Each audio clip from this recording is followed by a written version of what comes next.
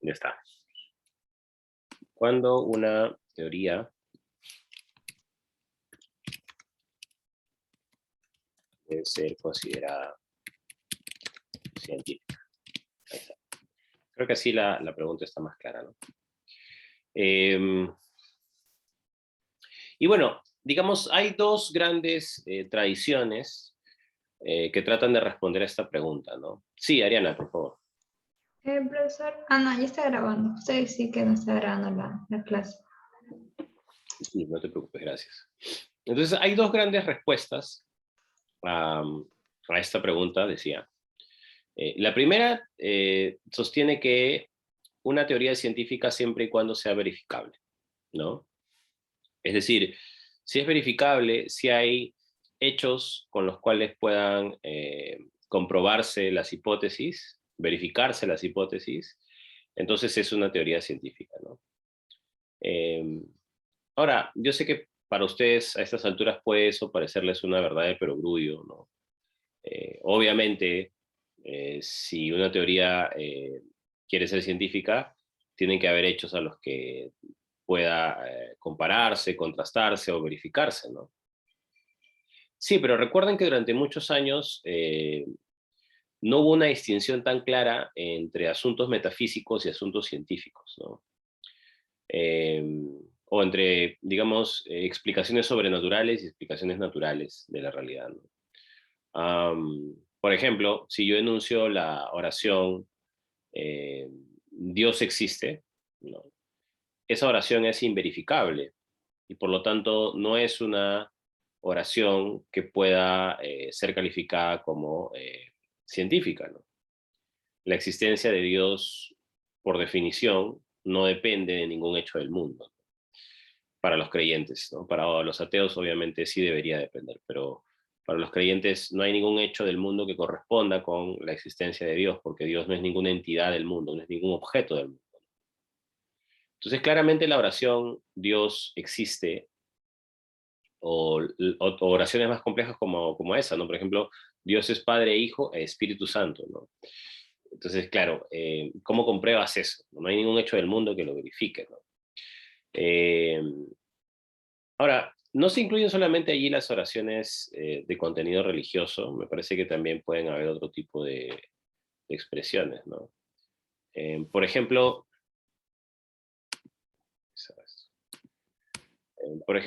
el caso de las oraciones como estas, ¿no?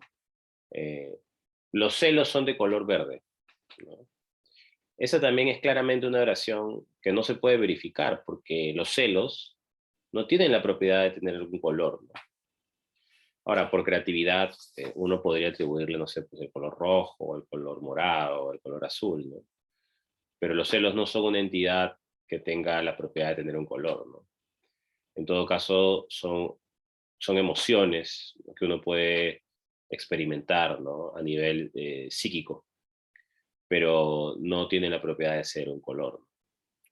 Entonces, la verificación o el verificacionismo, mejor dicho, parece tener sentido, ¿no? Si tú quieres que tu teoría sea científica, una de las primeras cosas que deberías poder decir es que las conjeturas, las hipótesis de esa teoría sean verificables, ¿no? Estos dos ejemplos que te he mencionado hace un momento no son ejemplos de oraciones verificables, por lo tanto, cualquier teoría que las contenga no debería ser considerada una teoría científica, ¿no? Una teoría que me hable sobre el color de los celos no es una ciencia. Una teoría que me hable sobre la Trinidad del Dios de raíz judío-cristiana tampoco es una ciencia, ¿no? Pueden ser discursos metafísicos, religiosos, pseudocientíficos, pero definitivamente no son científicos, ¿no? Entonces, a primera vista, parece que la verificación sí es una forma correcta de demarcar qué cosa es ciencia y qué cosa no es ciencia, ¿no? Es ciencia aquello que es verificable y no es ciencia aquello que no es verificable, ¿no? Parece ser una idea bastante persuasiva, poderosa, ¿no? De hecho, cuando uno enumera los pasos del método científico, lo que suele decir es, ¿no? Observación, formulación del problema, hipótesis, contrastación, o sea, verificación, y ley científica, ¿no? Digamos, es el orden más o menos normal que seguimos en el método científico. Bueno, Popper va a ofrecer una alternativa a ese criterio de demarcación, ¿no? Para Popper, la verificación tiene una serie de problemas que él va a discutir. Y él va a proponer en vez de la verificación, la falsación o la refutabilidad, ¿no? Eh, por eso es que su libro se llama Conjeturas y Refutaciones, ¿no? Podría ser conjeturas y falsaciones, significa lo mismo, ¿no? Y, y claro, antes de pasar a definir qué es la refutabilidad, la falsación y distinguirla de la verificación, primero tendríamos que entender por qué Popper no cree que la verificación sea una buena forma para distinguir entre una teoría científica y una que no lo es, ¿no? Eso es lo primero que tendríamos que hacer. ¿Por qué Popper no está de acuerdo con la verificación? ¿Cuáles son las discrepancias, las objeciones que tiene con la verificación? Entonces, esa es una de las primeras cosas que tenemos que averiguar, ¿no? Entonces, a ver, veamos. Primero, el panorama científico de Popper, ¿no? Era ¿no? Estas eran las 4 teorías más populares eh, durante el contexto histórico de Popper, ¿no? Y ahí, por ejemplo, está la teoría de la historia de Marx, ¿no? El psicoanálisis de Freud, la psicología del individuo de Adler y la teoría de la relatividad de Albert Einstein, ¿no? Por supuesto, Popper va a creer que de esas 4 teorías, la que más calza como modelo de teoría científica es la número 1, ¿no? La teoría de la relatividad de Einstein. Y va a cuestionar, digamos, al marxismo y al psicoanálisis, porque justamente no calzan con la perspectiva que él tiene en cuenta. Entonces, para entender esa crítica, tenemos que entender las críticas que le hace al verificacionismo, ¿no? Entonces, me voy a adelantar a este punto, ¿no? Popper dice, número 1, ojo que esto que voy a enumerar son críticas, ¿eh? Son críticas que Popper le hace al verificacionismo, ¿no? Entonces, él primero va a demostrar que el verificacionismo no es la forma correcta de demarcar una teoría científica, y después va a proponer cuál sí es la forma correcta, que es el falsacionismo, ¿no? Pero primero va a detentar cuáles son los problemas con el verificacionismo, ¿no? Número 1, dice Popper, es fácil conseguir confirmaciones o verificaciones para cualquier teoría, ¿no? ¿Por qué es fácil? Bueno, por ejemplo, uno de los blancos de las críticas de Popper es el psicoanálisis, ¿no? Y el problema con el psicoanálisis, dice Popper, es que no interesa qué hecho del mundo quiere explicar, siempre va a encontrar una verificación dentro de su teoría, ¿no? Entonces, Popper usa un ejemplo en el texto que no recuerdo exactamente, o sea, no recuerdo literalmente cómo era, pero más o menos la idea era esta, ¿no? Imagínate un niño que en un escenario A decide empujar a otro niño, ¿no? Ahora, imagínate ese mismo caso en un escenario B, pero esta vez este niño no decide empujarlo.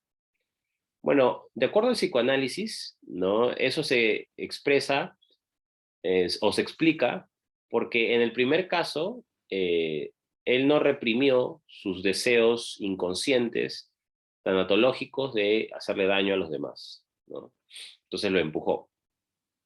Y en el segundo caso, eso se explica porque sí reprimió esos deseos inconscientes tanatológicos de hacerle daño, ¿no? Recuerden que para el psicoanálisis nosotros tenemos 2 deseos o 2 pulsiones, dice Freud, inconscientes fundamentales, ¿no? La de el tánatos, la muerte, la violencia, y la del eros, el sexo, el placer, ¿no? La vida. Entonces, claro, Freud creía que todas las conductas humanas se pueden reducir a estas 2 pulsiones inconscientes fundamentales, ¿no? Bueno, a Popper eso le parecía súper sospechoso porque, no entiendo por qué dije súper, le parecía muy sospechoso porque es fácil conseguir verificaciones a cada rato de ese tipo de hipótesis, ¿no? No constituye ningún desafío encontrar verificaciones de esa naturaleza.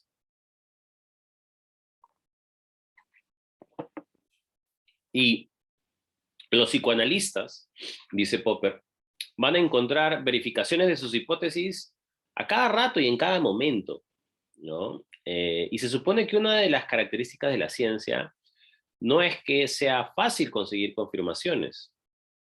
Al contrario, debería ser difícil hacerlo, ¿no? Pero eso no sucede con el psicoanálisis y no sucede con el marxismo, dice Popper, ¿no? Entonces, vamos a ver un video ahorita, ¿no? De una psicoanalista que se llama Carmen González, que es conocida en los medios de comunicación del Perú. Ha aparecido en televisión, tiene un programa en la radio, tiene redes sociales, es una persona bastante conocida, ¿no? La invitan constantemente para que opine sobre política y sobre psicología, ¿no? Y bueno, en este video, la doctora González, es un video antiguo ya, es entrevistada por un comunicador y la hipótesis de la doctora González es eh, que Keiko Fujimori, porque la pregunta es sobre ella, ¿no? Si Keiko Fujimori padece el complejo de Electra, ¿no?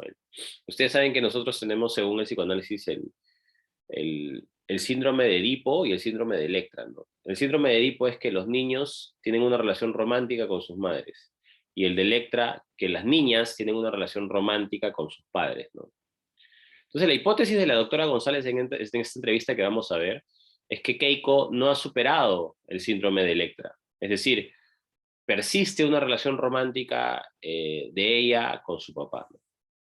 Entonces, lo que quiero que presten atención es cuáles son las pruebas o las verificaciones que la señora González ofrece en este video. Dicho sea de paso, yo también soy antifujimorista como ella. De hecho, la señora me cae muy bien, me ha caído mejor en estas últimas elecciones porque tomó partido y se arriesgó y además dijo una serie de críticas sociales muy interesantes, pero honestamente no estoy de acuerdo con su método psicoanalítico. Nada más, just for the record. Um, entonces, quiero que presten atención a eso, ¿no? A cuáles son las verificaciones que ofrece a favor de su hipótesis, que es que Keiko Fujimori todavía padece el complejo de Electra. El video dura 5 minutos, presten atención y luego quiero que me respondan, ¿ya? A ver, vamos ahí.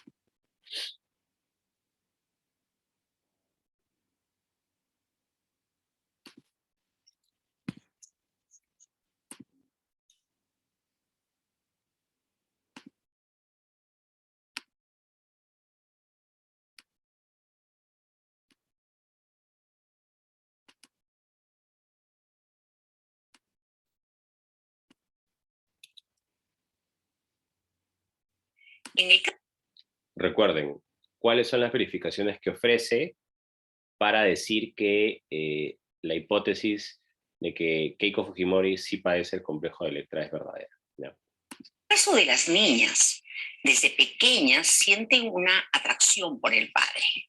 El padre es el Dios, el perfecto. Las niñas se enamoran del padre.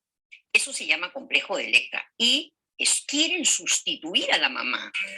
Higuchi se separó del presidente. Su lugar lo ocupó su primogénita, Keiko Sofía Fujimori, con 19 años de edad. Esto nos marca. No todas las personas que porque tienen 40 o 50 años han solucionado este problema. Yo creo de que en el caso de Keiko, ella ha tenido un complejo de Electra muy fuerte. Para ella, su papá es lo máximo. Ya no era una niña, pero sí, desde ese momento, la inseparable, sonriente y carismática compañía de su padre, que le decía hasta dónde ponerse para la foto.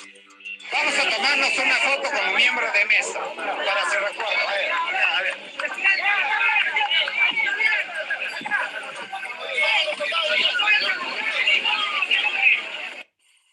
desde ese momento Keiko constituye una pareja política inseparable con el padre. Yo creo que ella ha quedado plantada en el complejo de Electra. Y tengo tres convalidaciones de mi hipótesis. ¿Cuáles serían?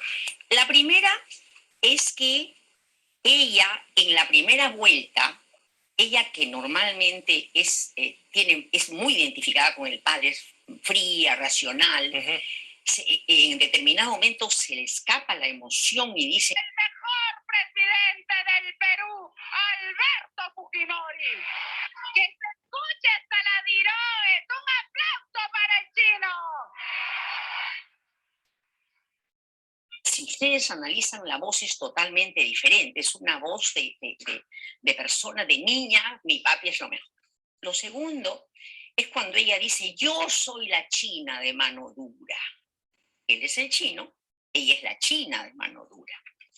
Luego, cuando ella pide perdón, tengo que reconocer y también pedir perdón a la población por estos errores. Cuando le dicen: pero usted ha pedido perdón, sí, dice textualmente: el perdón fue necesario como gesto. No hay dolor de corazón, ¿no? Cuando dice es un gesto. Y por otra parte, yo convalido en mi hipótesis de que ella es como el padre, es como que el padre lo tiene dentro en su frialdad y racionalidad. Soy Keiko Fujimori, hija de Alberto Fujimori, y a mucha honra. Represento al Fujimorismo. Yo diferencio dos cosas: lo necesario para la campaña y lo genuino y auténtico.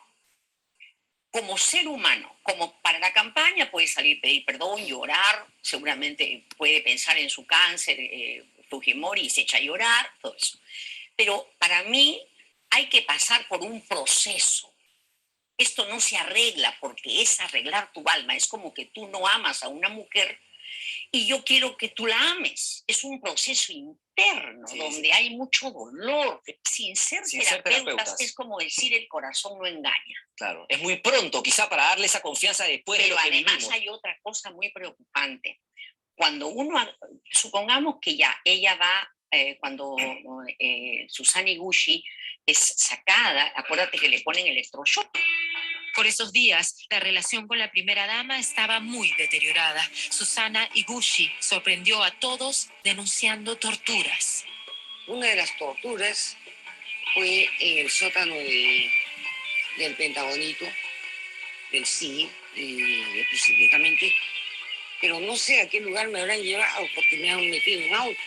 Yo puedo tener mil fallas con mi madre, pero cuando uno madura, repara. Y la ocasión donde ella pudo reparar fue en el día desayuno de la primera vuelta. No estuvo sentada Susana Higuchi, aunque sea en silla de ruedas, había que sentarla y no marginarla como hizo el papá, no dejarla de lado. Y otra cosa también que me demuestra que no ha salido esta chica de su complejo de Electra, que cuando aparece Gina Pacheco es el único momento en que ella pierde la calma. La otra aparece, la enfermera. Mujer, sí. Gina Pacheco, Keiko Fujimori ha anunciado tu separación como precandidata en la lista de Fuerza 2011 para el Congreso. ¿Qué tienes que decir al respecto? Lo que yo siento es que ella quiere llegar a la presidencia y lucha fuertemente, pero motivada para cumplir con los deseos del padre. Pero Fujimorismo va a durar para rato. O sea, si no es Alberto Fujimori, Keiko Fujimori. ¡Y no nos vamos a cansar! ¡No pararemos hasta lograr la libertad de Alberto Fujimori! ¡Muchas gracias!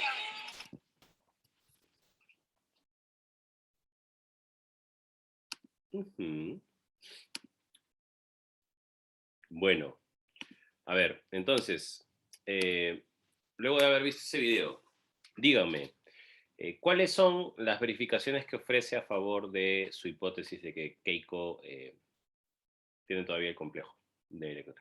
Sí, Joaquín, por favor.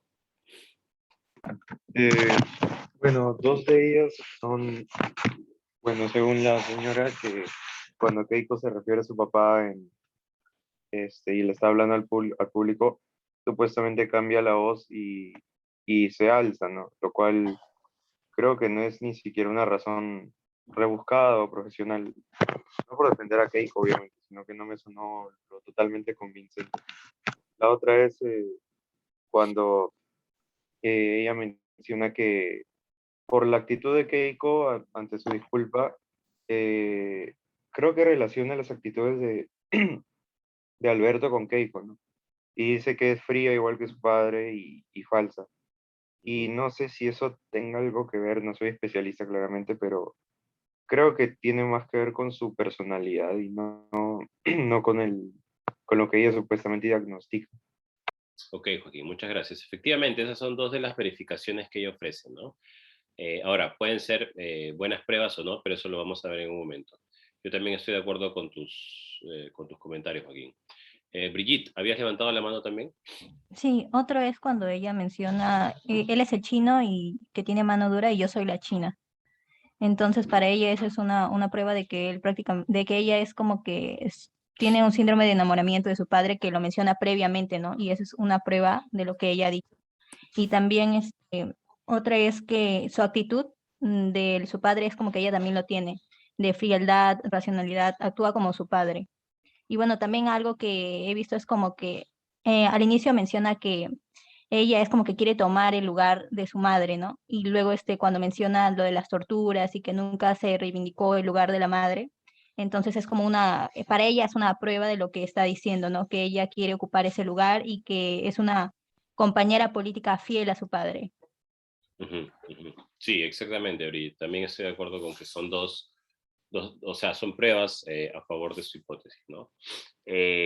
Muchas gracias. Ahorita comento todas, un ratito. Sol, por favor, ¿querías agregar algo?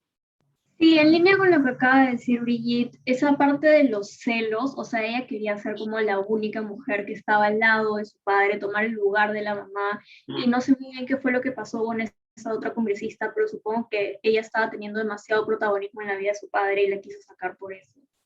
Ujú, ujú. Sí, creo que era la enfermera, ¿no? Si es que mi memoria no me falla.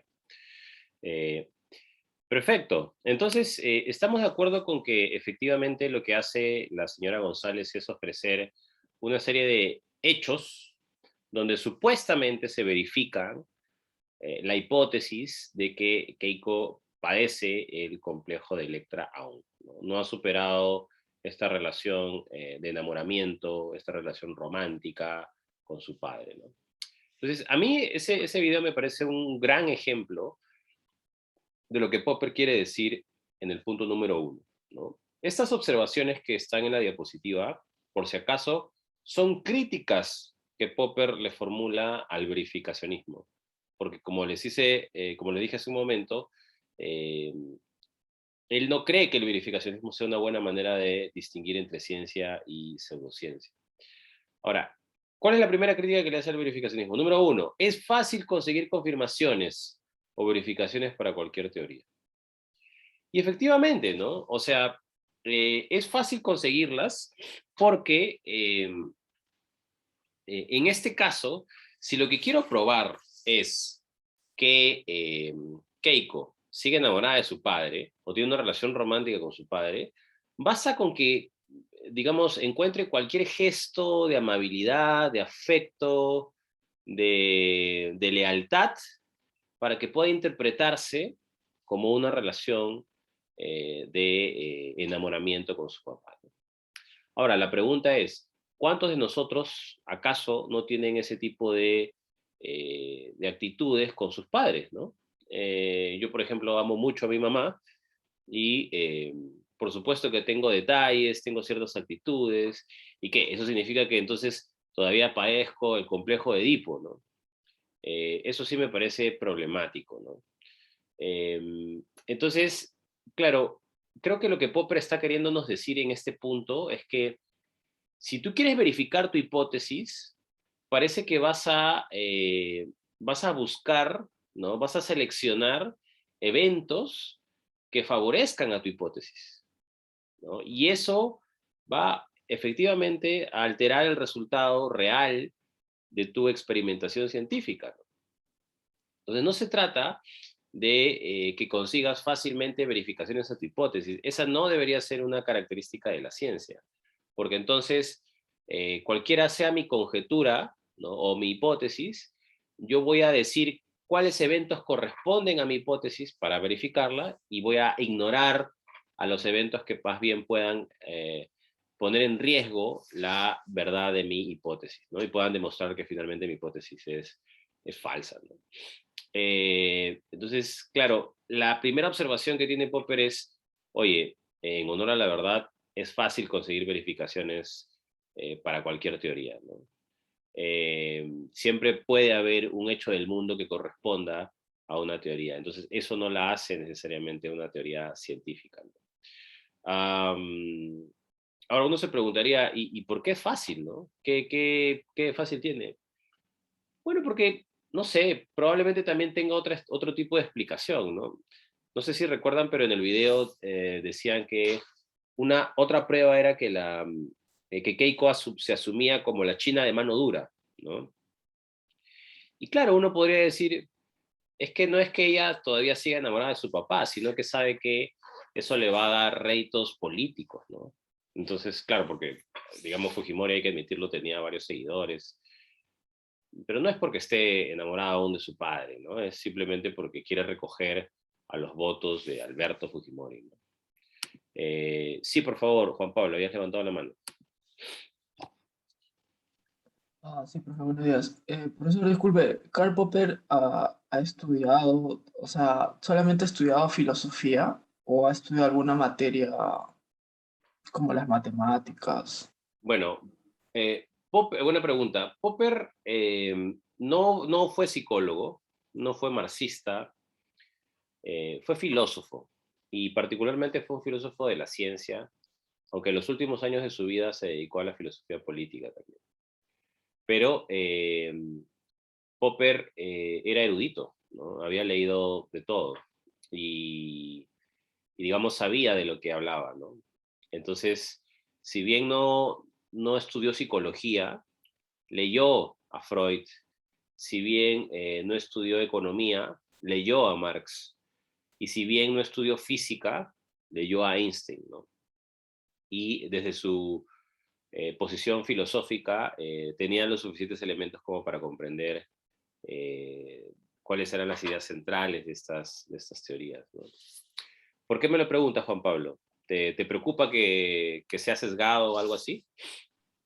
Bueno, es que estaba leyendo de que mayormente Popper hace un énfasis, por ejemplo, en la política, lo que es la ingeniería fragmentaria, Ujú. que yo lo comparto mucho, pero también había leído un artículo que decía que su crítica o su manera de hacer una crítica en base a lo científico y lo pseudocientífico es muy sesgada en la manera de que, eh, o sea, él pudo haber leído, pero no está, por así decirlo, comprendiendo muy bien en la manera en que no lo analiza a partir del foco de la filosofía y no propiamente de cada materia a la que está buscando criticar, Ujú, haciendo referencia al psicoanálisis y al materialismo de Marx. ujú. Sí, sí, sí. O sea, de hecho, justamente eso es lo que quería comentar al final de la discusión, porque ahí tengo unas cosas que me gustaría enseñarles sobre el marxismo, por ejemplo, ¿no? Entonces, creo que la última parte de la conversación te va a interesar, Juan Pablo, porque ahí lo que quería decir brevemente era que no necesariamente una teoría pseudocientífica es, digamos, eh, no merece nuestra atención, ¿no? Eh, Suponiendo que el psicoanálisis y el marxismo sean pseudociencias, no es que no tengan ningún valor cognitivo, lo tienen, y eso es lo que quería explicar al final. Pero ahorita todavía mantengámonos en el debate de la crítica para entenderlo, ¿ya? Una vez que entendamos esto, vamos a poder pasar con más claridad al otro tema. ¿Ya, Juan Pablo? Por favor. Ok, Eh, profe, gracias. Entonces, claro, les decía que es fácil conseguir verificaciones, ¿no? Para cualquier teoría, porque entonces uno puede seleccionar los eventos del mundo a los cuales quiere que su hipótesis corresponda, ¿no? Entonces, claro, obviamente eso es un error, ¿no? No debería ser tan fácil buscar verificaciones para una teoría. No debería ser difícil. Esa es la primera objeción que Popper tiene hacia el verificacionismo. La segunda es que para Popper las confirmaciones solo cuentan si son el resultado de predicciones riesgosas, ¿no? ¿A qué se refiere con predicciones riesgosas? Se refiere a la probabilidad que tienen las predicciones, ¿no?, de ser falsas, ¿no? Entonces, claro, si tú vas a hacer una verificación, una confirmación, solamente va a valer, de acuerdo a Popper, siempre y cuando la predicción que hayas hecho haya tenido probabilidades altas de ser falsa. Si ha tenido probabilidades altas de no ser falsa, es decir, de ser verdadera, entonces no vale, pues, es una confirmación sin peso, ¿no? Por ejemplo, a ver, el mismo caso que usa Popper en el texto, ¿no? Dice, una predicción meteorológica, ¿no?, acerca del clima. Yo digo, habrá un terremoto, ¿no? Bueno, ok, habrá un terremoto. Luego digo, habrá un terremoto en el norte de Lima entre el mes de octubre y diciembre en el año 2022. ¿No? Hay dos predicciones ahí. Una que me dice simplemente que habrá un terremoto y otra que me dice cuándo va a haber un terremoto y dónde va a haber un terremoto. Les pregunto, ¿cuál de esas dos predicciones toma más riesgos? ¿No? Es más riesgosa. ¿Y por qué? A ver, ¿qué opinan? ¿Cuál de esas dos predicciones es más riesgosa?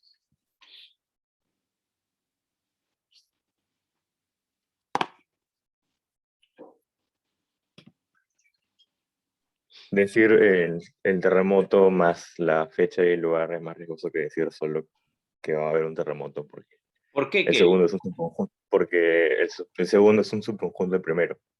O sea, Ya. por definición tiene menos probabilidades de pasar que el primero. Exacto, exacto, ok, muchas gracias. Cuando yo digo que va a haber un terremoto en un lugar puntual de Lima, en un momento puntual del siguiente año, ¿no? Las probabilidades de que me equivoque son mayores y por lo tanto mi predicción es más riesgosa.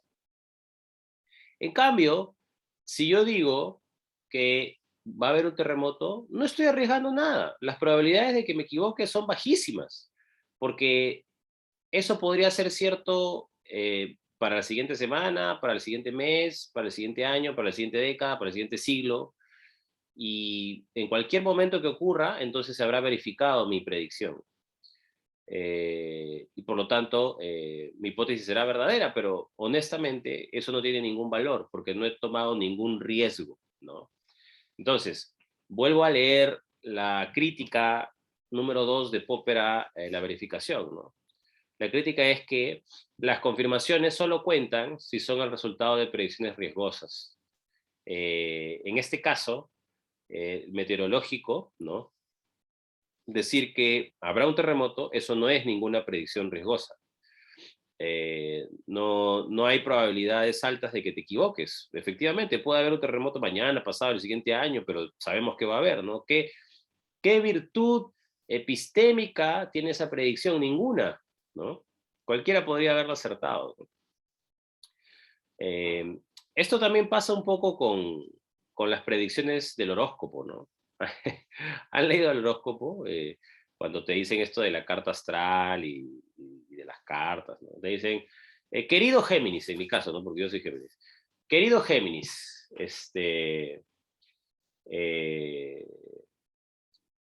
tendrás una semana atareada de trabajo. Y yo me pregunto, ¿y cuándo no tengo una semana atareada de trabajo? Toda mi vida tengo semanas atareadas de trabajo. Entonces, ¿qué de riesgosa tiene esa predicción, ¿no? Eso podría valer para el 80% de la población mundial.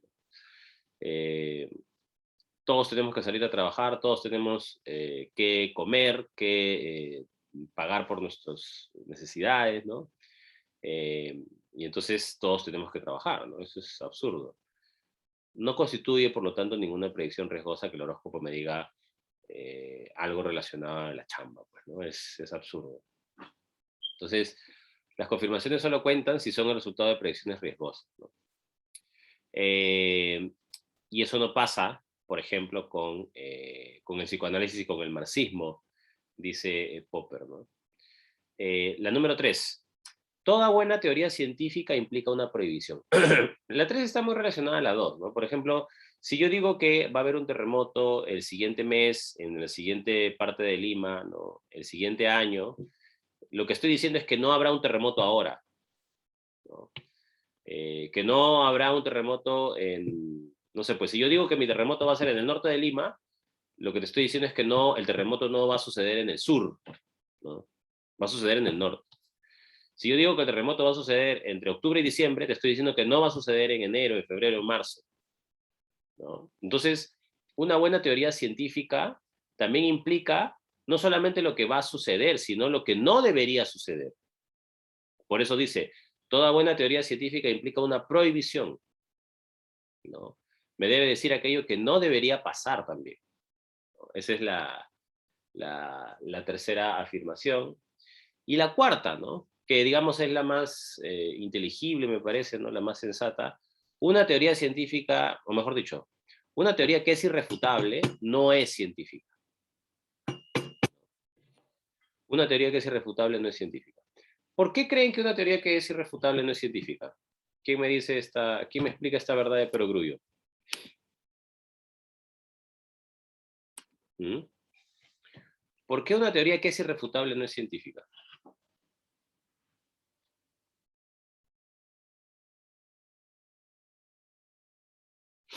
Sí, Brigitte, por favor. Porque no permitiría poder falsarla.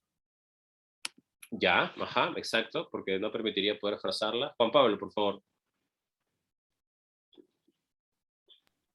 Porque si fuese, o sea, no puede ser una teoría justamente porque ya estaría confirmada, ¿no? Ujú, ujú. Muchas gracias, Juan Pablo. Sol. Porque supongo que se está presuponiendo, como dice Juan Pablo, que ya está verificada y no se está abriendo como un diálogo, no se está permitiendo compararla con otras teorías. Sí, efectivamente. Brigitte, ¿querías agregar algo? Y creo que Popper decía que una teoría científica nunca puede ser probada absolutamente, ¿no? Ujú. Sí, entonces algo puede ser cierto ahora, pero luego con el tiempo se puede probar que no es verdadero. Y eso va a suceder siempre.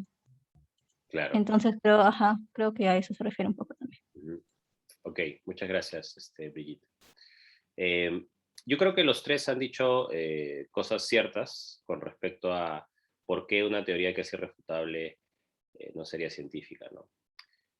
Hay una película muy buena, ¿no? Está en YouTube, justo ahorita la acabo de ver, ¿no? Hay una película muy buena que deberían darse la oportunidad de mirar, que se llama Alias la Gringa. No sé si alguna vez la han escuchado. Se las voy a Yo la pasar, tengo. se las voy a pasar por el chat. Es una gran película. Y se trata, ¿no? Ay, creo que solo se le ha pasado a Sol. Todos. Es una película que está, digamos, contextualizada en el conflicto armado de Sendero Luminoso, ¿no? Y estoy buscando la escena.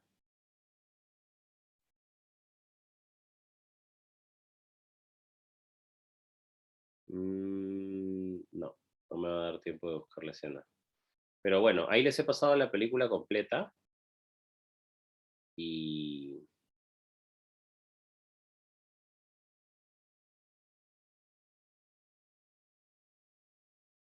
sí, no, ya, bueno.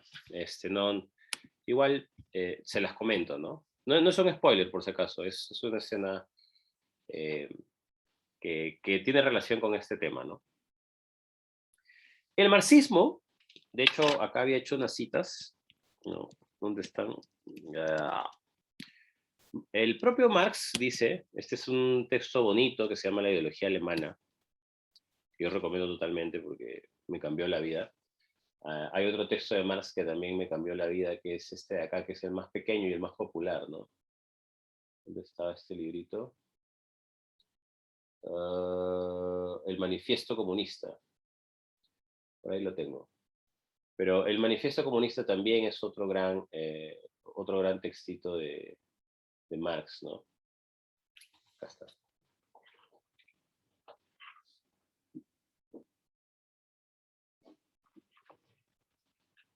Acá está.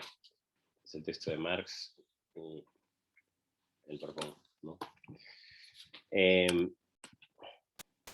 Pero bueno, Marx dice de su teoría que es una teoría científica, ¿no? No sé si llegan a apreciar ahí, dice, esta es la introducción a la crítica de la filosofía política, ¿no? Dice, en el estudio de las categorías económicas, como en el caso de cualquier ciencia histórica y social, ¿no? Debe tenerse en cuenta, ¿verdad? O sea, él considera que su doctrina es científica, ¿no? Eso lo dice Marx. Hay otra parte, ¿no? Donde dice, we know only a single science, ¿no? Nosotros solamente conocemos una sola ciencia. De nuevo vuelvo a utilizar la categoría de ciencia, ¿no? Y esto solamente lo dice en este texto de la ideología alemana, pero a lo largo de toda su obra, ¿no? Marx habla constantemente de su doctrina como una doctrina científica. Entonces, uno podría discutir qué tan científica es la teoría marxista o no. Yo no voy a entrar ahorita a ese detalle. Habías levantado la mano, disculpa, Kevin. Ah, sí, no, que recuerdo que en la introducción del segundo tomo del Capital, al final Marx escribe que cualquier crítica científica va a ser bienvenida. Sí. Sí, de hecho, qué buen comentario, Kevin, porque él anhelaba, ¿no?, que su teoría sea considerada como ciencia, porque en ese momento la ciencia estaba gozando de una reputación epistémica importante, ¿no? Entonces, claro, él no quería que su doctrina terminara convirtiéndose en una doctrina religiosa, ¿no?, en una especie de receta para cambiar el mundo. Él creía constantemente en el ejercicio de la crítica. No en vano era un filósofo, pues, ¿no? Marx no era un tipo dogmático, era un tipo abierto a los cuestionamientos, pero eso sí, digamos, defendía muy bien cuáles eran sus posiciones filosóficas, económicas, históricas, etcétera, ¿no? Entonces, no quiero entrar mucho a los detalles de si el marxismo es una ciencia o no, porque me parece que eso es una discusión más extensa y más problemática, pero lo que sí es cierto es que las interpretaciones posteriores del marxismo se autodenominaron también científicas, ¿no? Entonces, ¿cuáles fueron las interpretaciones posteriores? El leninismo, el maoísmo y Abimael Guzmán, ¿no?, en el caso de Perú. Y por eso les pasé esa película, porque en esa película hay una escena donde hay tres personajes, ¿no? Uno es un terrorista. Están dentro de una cárcel los tres, ¿no?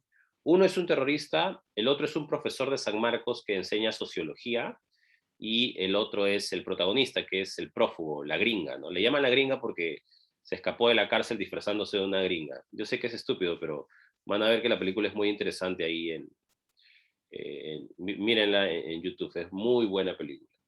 Y el asunto está en que cuando ya las cosas se complicaron mucho en la cárcel, viene el terrorista, pues, ¿no?, interpretado por un excelente actor que ya falleció lamentablemente, se llama Aristóteles Picho, y viene el terrorista y le dice,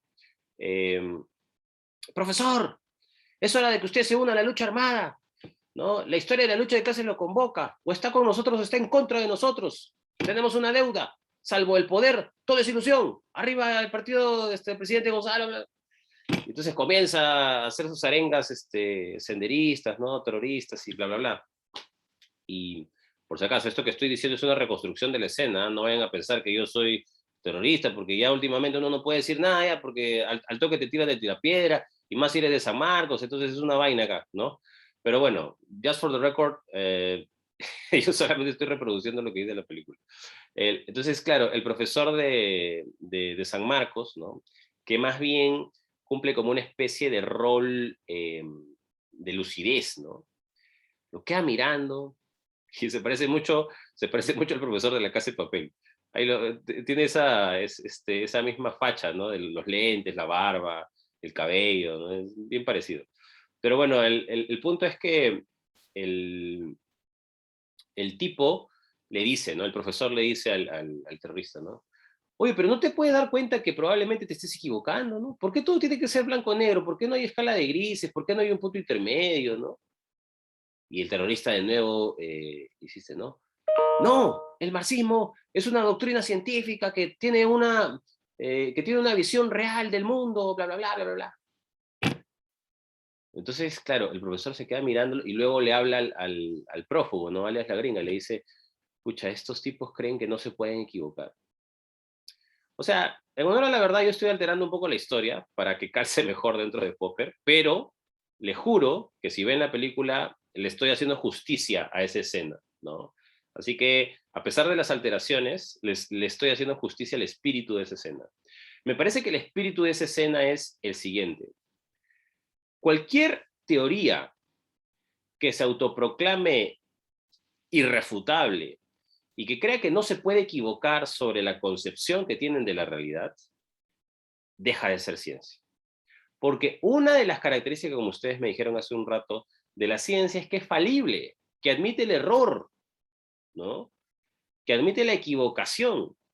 Y claramente lo que parece representar el terrorista en esta escena es que el pensamiento de Gonzalo no se equivoca.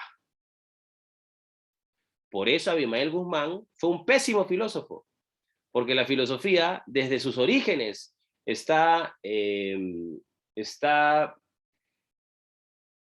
de la mano de la duda, ¿no? De la pregunta, de la falta de certeza. Sócrates es la figura más viviente de eso, ¿no? Sócrates decía, solo sé que nada sé. Básicamente lo que estaba diciendo es que era un ignorante, que no estaba seguro ni convencido de nada.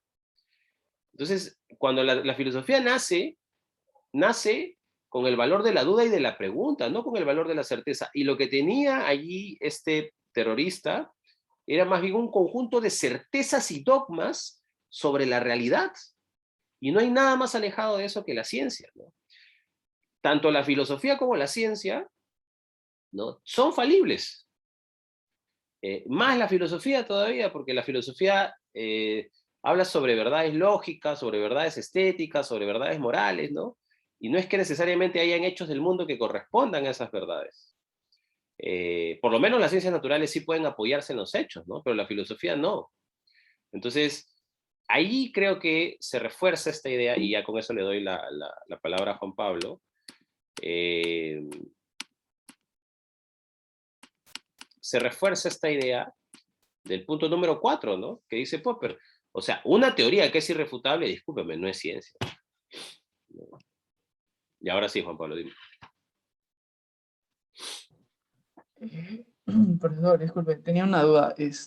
Cuando una teoría implica o tiene como efecto colateral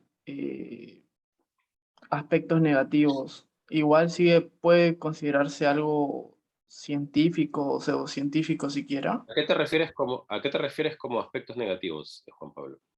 Es que es bien curioso cómo siempre ese pensamiento es la que de alguna manera termina generando reacciones. ¿Te refieres al marxismo o al pensamiento de Gonzalo? En general al marxismo. Había visto un video de la BBC que decía, no sé si fue su compañero, que dijo que al final él no se reconocía como marxista. O no sé si fue el propio Marx que lo dijo. Creo que por lo que había desatado a partir de su pensamiento. Ya.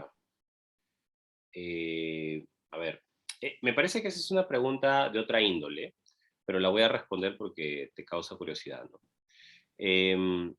Primero, yo honestamente dudo que haya sido Marx el que haya dicho eso. No recuerdo en ningún momento de haber leído a Marx o haber estudiado sobre Marx que él haya terminado siendo el artífice de ese mensaje, ¿no? Al contrario, Marx murió en sus cabales, ¿no? Él fue obstinadamente un crítico del capitalismo. Es más, fue tan obstinadamente un crítico del capitalismo que cuando tuvo que estudiar a los economistas ingleses y pasar, digamos, necesidades económicas, lo hizo, ¿no? Incluso sus hijas murieron de tuberculosis porque Marx era bastante pobre, ¿no?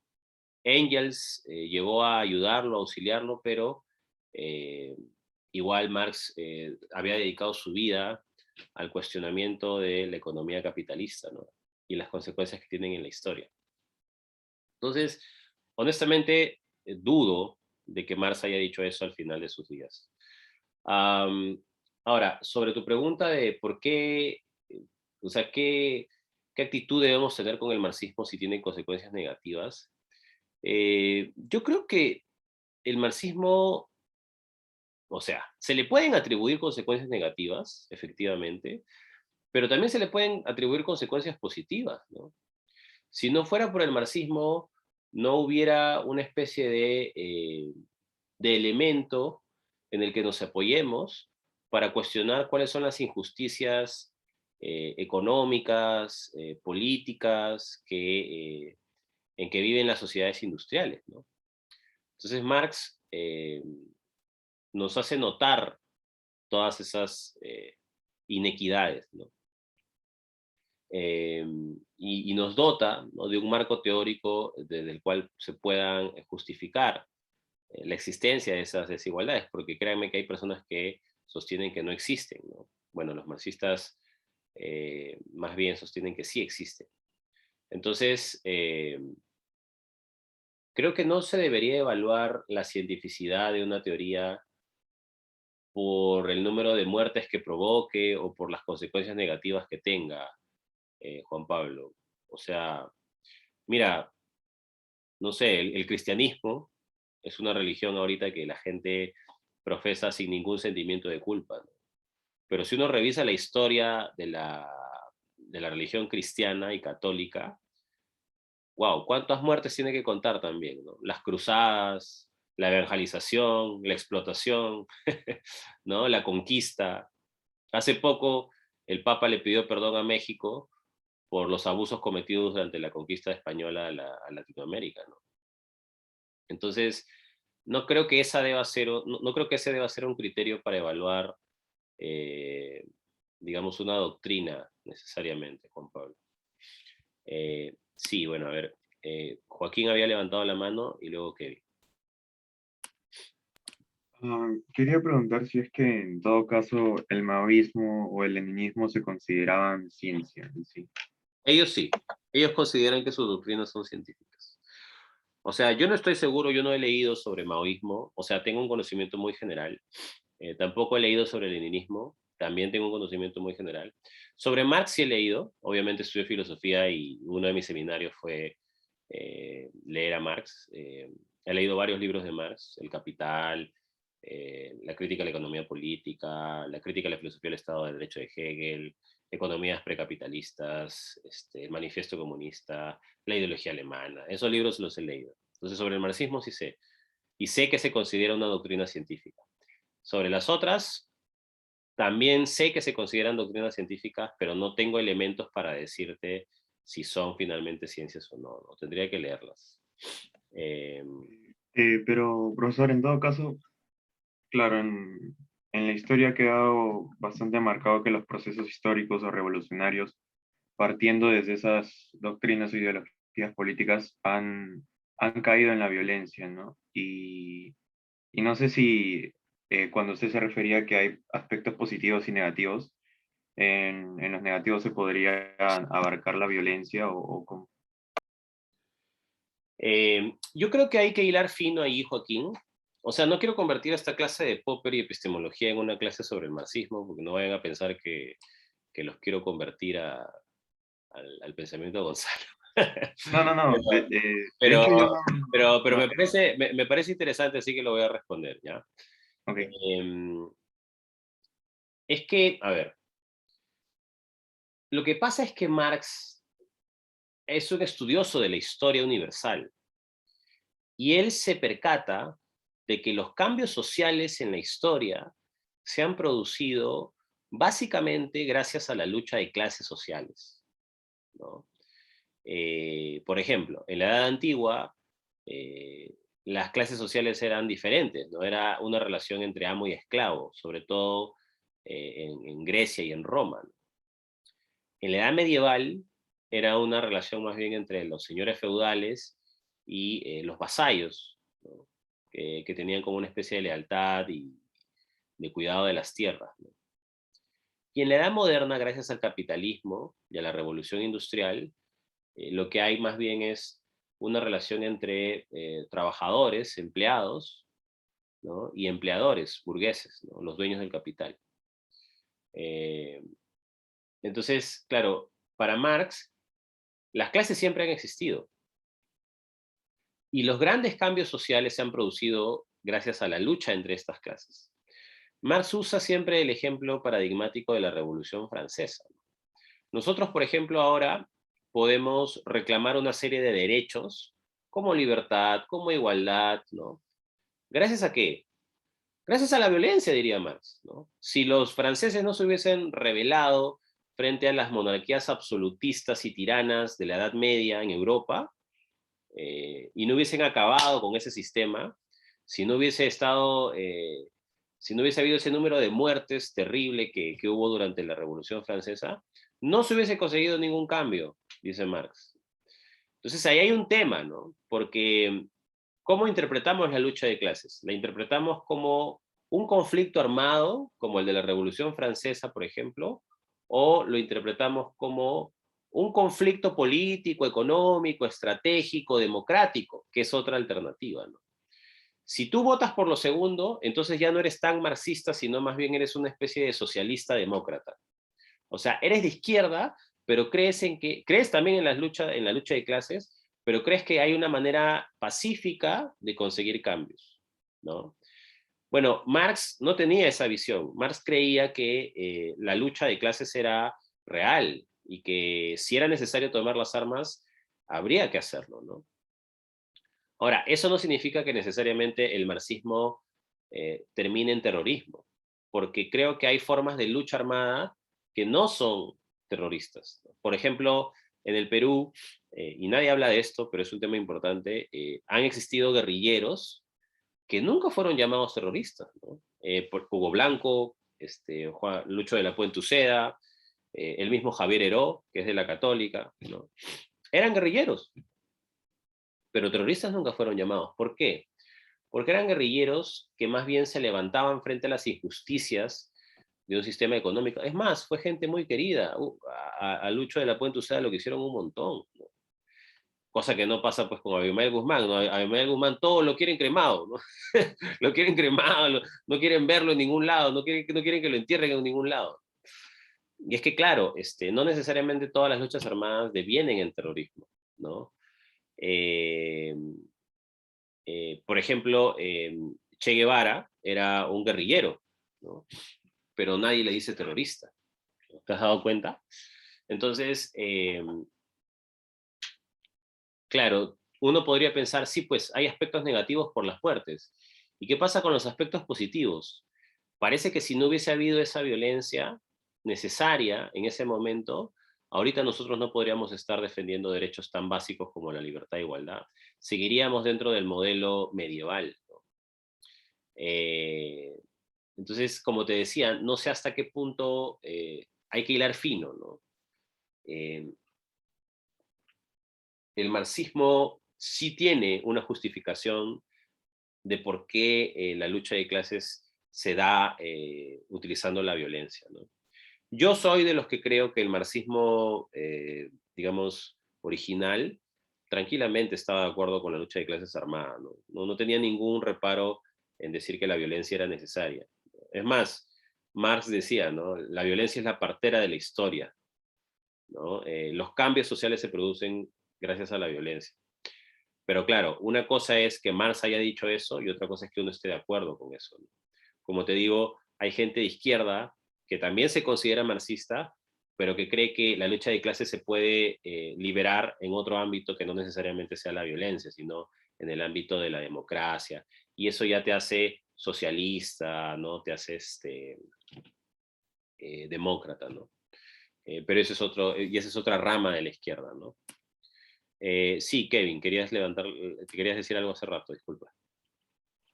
Sí, con respecto a la frase que mencionó el compañero de Marx, diciendo que no era marxista, más bien lo que quiso decir con eso era una respuesta a los que se empezaban a denominar marxistas en Francia, justamente porque él no quería que su obra se convirtiera en una doctrina, sino que fuera un aporte científico a la interpretación de la realidad. Por eso dijo, no soy marxista.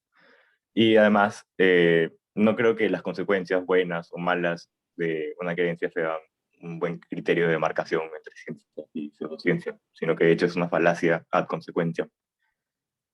Muchas gracias, Kevin, muy amable. Sí, entonces si lo dijo en ese contexto, ¿no? Considerando la actitud crítica que siempre tuvo Marx durante su vida, ahí sí tiene sentido, ¿no? Claro, porque lo que menos hubiese querido Marx es terminar siendo un dogmático, o terminar manifestando una actitud antifilosófica, ¿no? O anticientífica. Probablemente en ese sentido sí esté justificado decir que él no se consideraba un marxista. Él no quería ser digamos, un seguidor ciego de sus propias creencias, ¿no? Sí, Juan Pablo, dime. Profesor, justamente lo que dijo mi compañero era lo que quería decir. Disculpe por las palabras cortas. No te preocupes. Está muy bien que comenten esas cosas para conversar, ¿ya? Bueno, entonces, dejemos al barbón tranquilo, ¿ya?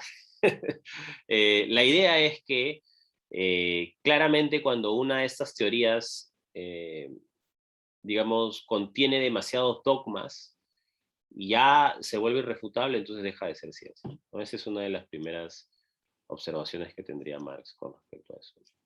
Perdón, Popper, con respecto a las teorías. Bueno, Cristian, y si Popper no cree en la verificación, entonces ¿en qué cree? Bueno, Popper cree que el mejor método para demarcar una ciencia de otra es la falsación. Ahí dice. El criterio de refutabilidad sostiene que para que los enunciados o sistema de enunciados alcancen el rango de científico, entonces deben entrar, ¿no?, en conflicto con observaciones posibles o concebibles. Deben entrar, ¿no?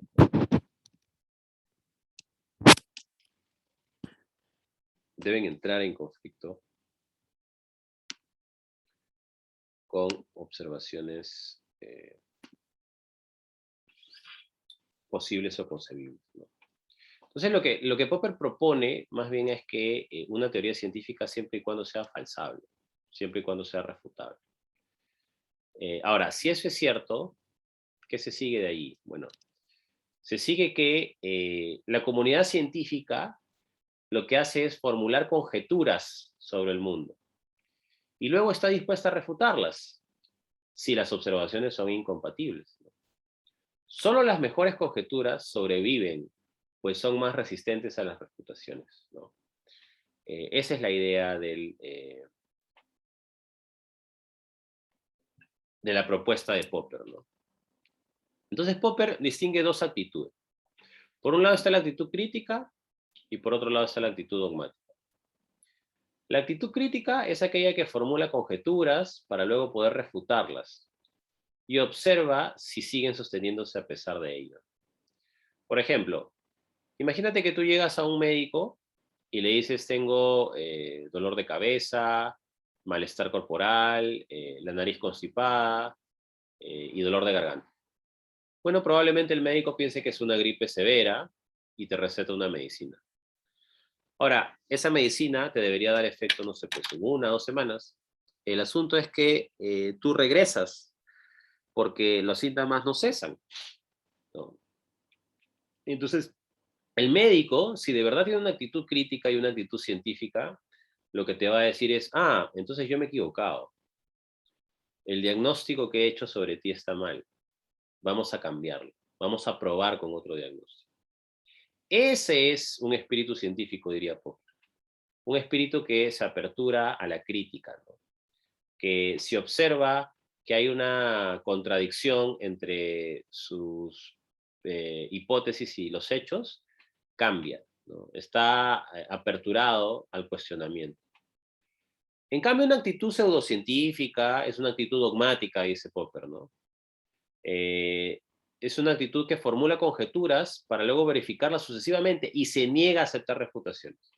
Entonces, imagínate el mismo caso, viene el médico, ¿no? Te da el diagnóstico, te da las pastillas, pero luego tú vienes y le dices que no te sientes mejor. Un dogmático, un pseudocientífico te diría, ah, no, yo estoy bien, yo no me puedo equivocar, de repente tú has tomado mal la medicina, ¿no? O de repente, no sé, bueno, no se me ocurre nada ahorita, pero el asunto es que él no tiene la responsabilidad está en el mundo, no en él. Entonces, claro, tu teoría es irrefutable, pues, ¿no? Porque si la culpa nunca la tienes tú, si el error nunca descansa en ti, sino en el mundo, en los hechos, entonces estás adoptando una actitud dogmática. Eso es lo que Popper cree que hay en el marxismo y en el psicoanálisis. Los marxistas, sobre todo con la interpretación de la historia, se niegan a aceptar refutaciones, ¿no? Y ese es el problema. Por ejemplo, una de las predicciones del marxismo clásico es que iba a haber un comunismo, pues, ¿no? Que el capitalismo iba a transformarse en socialismo, y el socialismo en comunismo, y hasta ahora no pasa eso, pues, ¿no? Ya cuántos años han pasado de revolución industrial capitalista y no sucede eso. Al contrario, el capitalismo cada vez sigue creciendo y creciendo.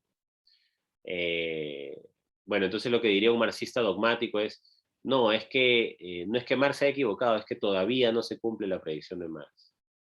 Bueno, entonces te estás negando a aceptar una refutación. Estás siendo dogmático y por lo tanto esa actitud no es científica, ¿no?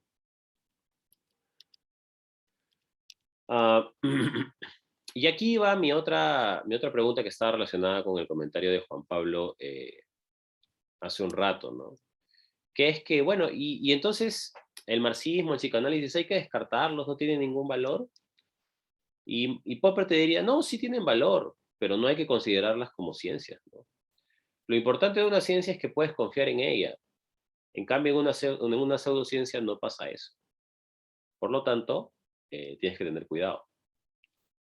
Ahora, ¿el marxismo y el psicoanálisis dicen cosas que son ciertas? Sí, por supuesto, a pesar de que sean pseudociencias, ¿no? Sí, Sol, por favor. Lo que usted acaba de decir, sí tiene cosas ciertas, pero no puedo confiar en ella. Y si no puedo confiar en ella, entonces ¿de qué me sirve? Me pregunto yo. A ver, esa es una buena pregunta, Sol, te la explico.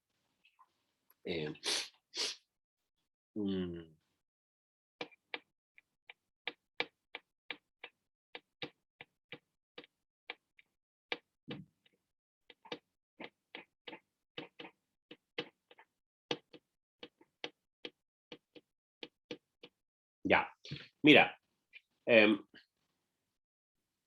yo confío en la teoría viral, Sol. Confío en la teoría viral porque tiene una buena explicación de por qué la gente normalmente se enferma de virus, ¿no? Por ejemplo, yo ahorita tengo una gripe, no estoy seguro si es COVID, espero que no sea, pero me estoy sintiendo mal, espero que no se agrave. Pero en todo caso confío en las teorías contemporáneas acerca de los virus, ¿no? Y creo que esas teorías tienen un poder explicativo lo suficientemente poderoso como para depositar mi salud en ellas, ¿no? Entonces, si yo voy al médico y el médico me receta una medicina, yo tranquilamente voy a la farmacia porque confío en esa teoría. Ahora, ¿de dónde proviene mi confianza en esas teorías médicas actuales? Esa confianza proviene de que se ha probado sistemáticamente que el método científico funciona, ¿no? Puede equivocarse, pero funciona. La mayoría de veces funciona. Ahora, puede ser que yo en vez de ir a un médico digamos, profesional, vaya, no sé, a un chamán. Y el chamán me haga una cura, me pase el cuy, me pase el huevo, me escupa en toda la cara, ¿no? Me dé un trago de unas hierbas así bravas que él tiene, ¿no? Que él además fermenta y me dice que me lo tome. Puede ser, Sol, que nada de lo que me haya hecho el médico me cure de esta gripe. Y puede pasar que lo que me dijo el chamán me cure. Ahora, yo sé que a ti te parece absurdo, Sol, pero pasa. Pasa que a veces las teorías pseudocientíficas o las prácticas irresponsables funcionan. Por eso es que hay tanta gente que cree en los astros, en la astrología, ¿no? Yo no sé, está de moda creer en el horóscopo, ¿no? A un montón de universitarios yo veo ahí buscando la carta astral, leyendo las cartas, el horóscopo, y yo digo, ¿y qué fue? ¿Dónde está el espíritu científico? ¿Qué clase de universitario eres? ¿No? Que creen en explicaciones sobrenaturales y eso, ¿no? La gente lo hace. ¿Por qué? Porque efectivamente hay situaciones donde sí pueden coincidir lo que dicen y lo que no.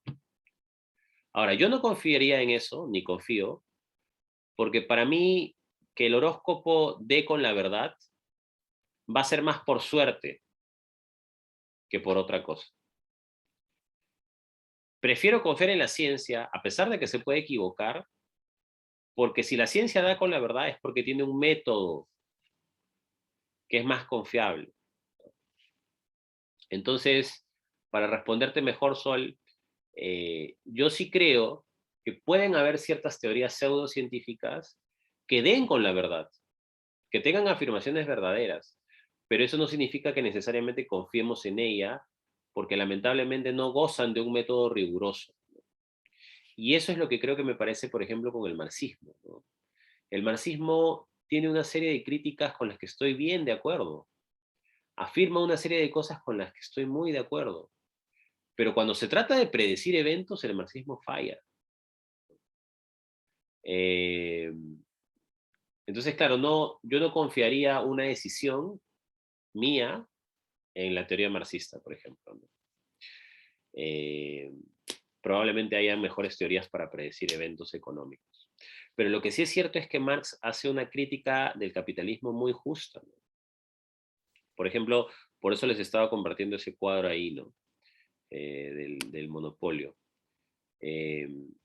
Porque, claro, una de las cosas que dice Marx, no sé si ven ahí la pizarra, justo ayer hice una clase de marxismo para otro lado, ¿no? Pero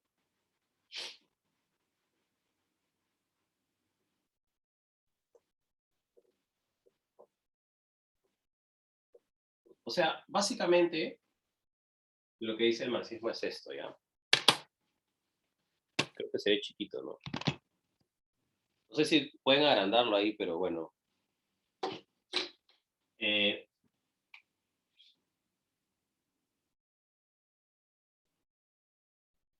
Lo que normalmente decía Hegel de la sociedad era que la sociedad estaba dividida en el Estado y los ciudadanos, ¿no?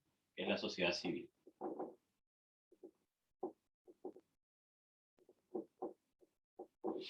Entonces, para Hegel, esta era la figura de la sociedad.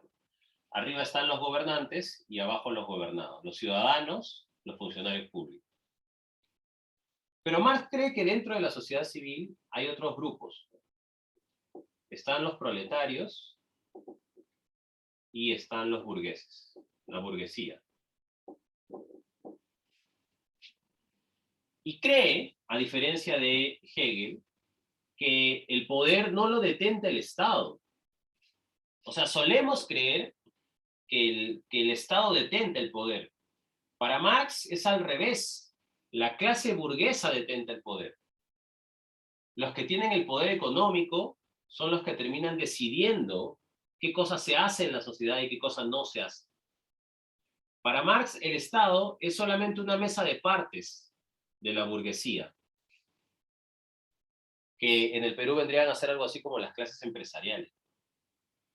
Entonces, claro, Esto es lo que determina a la sociedad, las condiciones materiales. No al revés, esto solamente es una apariencia. Y ahí está el asunto.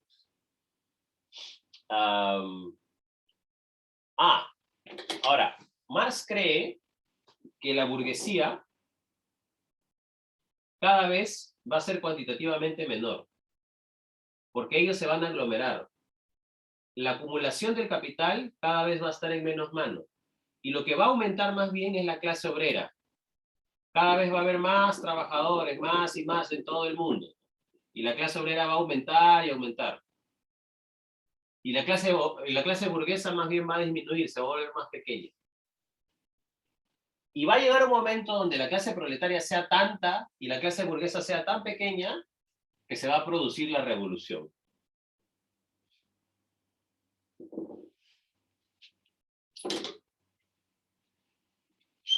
Y esa es la predicción histórica que tiene Marx. Ahora, ¿eso ha pasado? No, no ha pasado.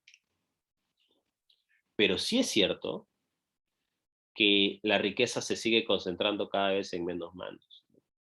O sea, la revolución no ha sucedido, pero sí es cierto que cada vez los burgueses son menos y la riqueza se concentra en menos personas, ¿no? Por eso les puse esa infografía ahí, ¿no?, en la diapositiva, ¿no? ¿Cuál es la situación de los monopolios y los oligopolios en el Perú? Por ejemplo, el 78% de la prensa escrita pertenece al grupo El Comercio. El 83% de las farmacias pertenecen a una empresa en particular relacionada a los Brescia, ¿no? Incafarma, Mifarma. Las cervezas, a las Bacus, ¿no? El 99%, qué bestia, ¿no? Entonces, Marx tenía razón. El capitalismo es un sistema económico que tiende a acumular las riquezas en menos manos, y más bien la clase obrera tiende a aumentar, ¿no? La clase trabajadora tiende a aumentar. Ese es el efecto de la industrialización, ¿no? Ahora, Marx se equivocó en que eso iba a producir una revolución, quizás, pero no se equivocó en el análisis que hace del capitalismo. Entonces, incluso, o sea, voy a aceptar que Popper tiene razón y que el marxismo no fue una ciencia. Incluso si ese fuera el caso, el marxismo dice un montón de cosas ciertas. Eso no le quita valor epistémico, ¿no? Bueno, me parece que solo habías levantado la mano.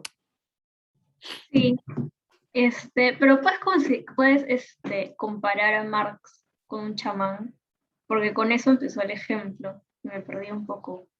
O sea, es distinto, creo yo. No, por supuesto, pues, no, por supuesto que es distinto, claro, de todas maneras que es distinto.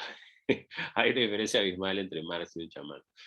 Pero es que, digamos, estamos hablando de las pseudociencias en general. Entonces, admitiendo que el marxismo es una pseudociencia, eso no le quita un valor epistémico, ¿no? El marxismo es importante, es epistémicamente valioso, a pesar de que no sea necesariamente una ciencia. Es que ahí hay otro problema, ¿no? Solemos creer que la única forma de conocimiento del mundo es la científica, y eso no es necesariamente cierto. Es verdad que es la que goza de mayor reputación, de mayor popularidad, de mayor confianza, pero hay otras formas de conocimiento que no necesariamente se ajustan al estándar y que también son muy valiosas, ¿no? Y eso es lo que Popper quiere decir también, ¿no? Sí. Dime, Kevin. Sí, que a mí me parece que actualmente existen muchas pseudociencias según el criterio de Popper, que son aceptadas científicamente, por ejemplo, y académicamente, y se enseñan en todo el mundo. Por ejemplo, la microeconomía no cumple el principio de desfasacionismo, ¿no? Lo que la microeconomía dice es que existe una curva de utilidad por cada persona, pero que esta curva es distinta y no se puede saber, y que esa curva determina los precios de los bienes. Entonces es un ejemplo, es algo que critica mucho, por ejemplo, Mario Bunge. Es un ejemplo de pseudociencia que está bien considerada en el mundo académico, y de repente así deben haber muchas, ¿no? Sí, sí, totalmente, totalmente. O sea, y tú has mencionado una una teoría económica, yo podría mencionar varias teorías psicológicas, ¿no? El psicoanálisis, por ejemplo, también es una herramienta teórica que ha influenciado mucho, incluso en las teorías psicológicas que sí se consideran científicas. Por ejemplo, la teoría cognitivo-conductual se considera científica, pero es una respuesta al psicoanálisis. La teoría de los esquemas se considera una teoría científica, pero tiene elementos psicoanalíticos. La teoría Gestalt, ¿no? Y así, uno podría enumerar una serie de teorías psicológicas que son más prestigiosas que el psicoanálisis y que, sin embargo, beben de algunos elementos teóricos del psicoanálisis, ¿no? Y en la terapia se usan, ¿no? Digamos, independientemente de si tú seas un terapista humanista, psicoanalista, conductista, dialéctico, ya no sé cuántas terapias hay, un montón. Hay ahí también un grado, ¿no? de aproximación y de alejamiento al método científico estándar, ¿no? Sí, Sol, por favor. Pero entonces nos estamos poniendo pragmatistas, diciendo, ya puede no ser cierto, pero mientras me sirva, me está ayudando.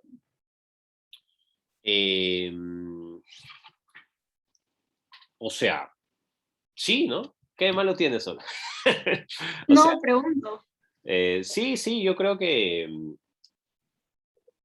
el debate sobre la verdad de una teoría, Sol, debe resolverse en el ámbito de la filosofía y de la ciencia, ¿no?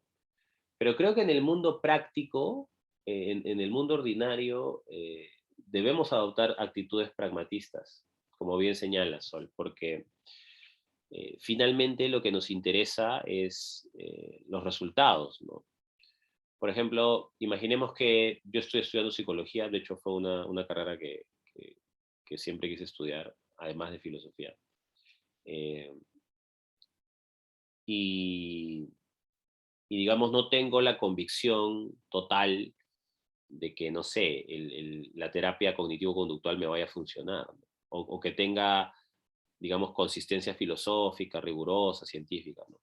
Yo no estoy convencido, pero me interesa la terapia y me interesa ayudar a mis pacientes. Bueno, probablemente la usaré, y la usaré en la medida en que tenga resultados favorables, ¿no? Entonces, creo que sí, creo que en la vida diaria el pragmatismo es la respuesta típica, ¿no? Adoptamos actitudes pragmáticas y en tanto nuestras teorías sean exitosas, sean útiles, funcionen, digamos, nos comprometemos con la verdad de aquello que usamos, ¿no? Ahora, es complicado, ¿no? Ya en la práctica es muchísimo más complicado.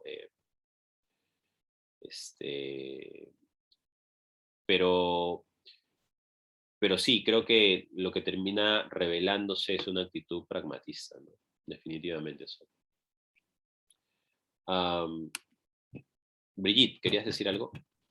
Y justo con lo que mencionaba Sol, también quería decir que me parecía eso, ¿no? Que uno puede aceptar algo, tal vez que no sea completamente verdadero, si es que tiene alguna funcionalidad en la realidad práctica.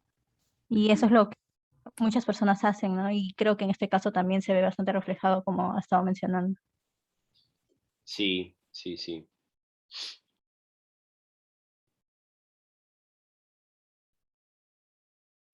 Es que lamentablemente me parece que no tenemos otra manera de confiar en las teorías si es que no fuesen exitosas, ¿no? O sea, puede ser que toda nuestra teoría sobre los virus sea falsa.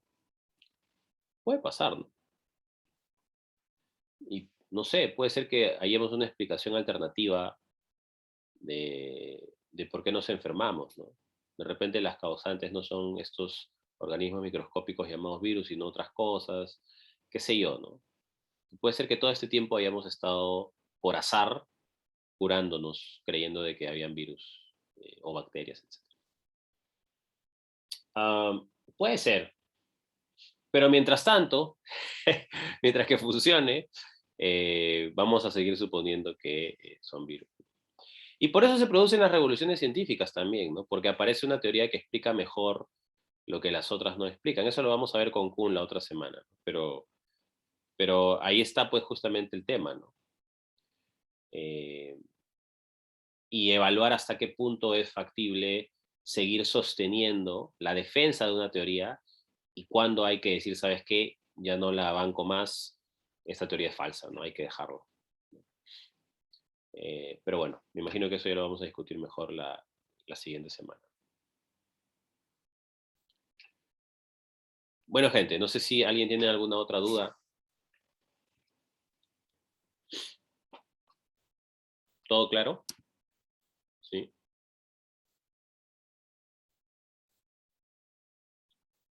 Sí, por favor, Juan. Profe, disculpe, al inicio de la clase había dicho algo sobre, cuándo se debe considerar científica una teoría, y usted dijo que había dos grandes posiciones. ¿Podría repetirlas, por favor? Porque no las Claro, llegué a apuntar. el verificacionismo y el falsacionismo. El verificacionismo, ya hemos visto cuáles son las críticas, Juan Pablo. Popper dice pues una serie de objeciones, ¿no? Y el falsacionismo es la postura de Popper, ¿no? Una teoría científica sí, solo sí es refutable, ¿no? Y lo que hace la comunidad científica es quedarse con las teorías científicas que han resistido mejor todo ese proceso de refutación. Por ejemplo, una de nuestras mejores teorías científicas es el darwinismo, la teoría de la evolución. ¿Y por qué confiamos más en esa teoría? Porque ha demostrado resistir a todos los procesos de refutación que hay, ¿no? Por supuesto, hay cosas que todavía no explica muy bien, hay ciertas falencias, digamos, si tuviese la razón en todo no sería una ciencia, ¿no? Pero es lo mejor que tenemos para explicar el origen de la vida. Entonces, es una teoría científica de acuerdo a Popper, tranquilamente. Gracias, profesor. No, gracias a ti. Bueno, gentaza, ha estado bacán la clase. Gracias por sus preguntas. Nada, nos estamos viendo. Cuídense, este fin de semana subo las notas. Les mando un abrazo. Cuídense mucho. Chao, Gracias, chao. profesor. Hasta luego. Estamos conversando. Cuídense.